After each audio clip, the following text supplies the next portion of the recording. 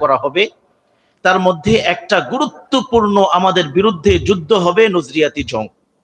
হযরতের ভাষায় এটাকে বলে নজরিয়াতি জং, বাংলায় বললে আদর্শিক যুদ্ধ। আদর্শিক যুদ্ধ কি জিনিস?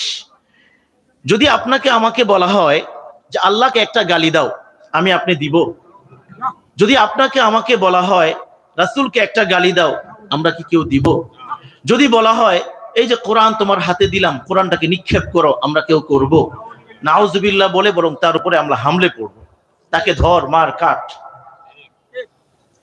তো কুফার অপশক্তি তারা ভালো করে এই বিষয়টা বুঝে আমাদের মুখ দিয়ে সরাসরি আল্লাহ তাআলার বিরুদ্ধে, রাসূলের বিরুদ্ধে, কোরআনের বিরুদ্ধে কোনো গালি, কোনো অ্যাকশন তারা বের করতে পারবে না। তবে একটা রাস্তা আছে, যদি এই মানুষগুলাকে সরাসরি আল্লাহর বিরুদ্ধে নামায় না দিয়া, রাসূলের বিরুদ্ধে নামায় না দিয়া, কোরআনের বিরুদ্ধে নামায় না দিয়া, যদি একটু ঘুরাইয়া ইনডাইরেক্ট আল্লাহর বিধানের বিরুদ্ধে নামায় দেওয়া যায়, রাসূলের আদর্শের বিরুদ্ধে নামায় দেওয়া যায়, কোরআনের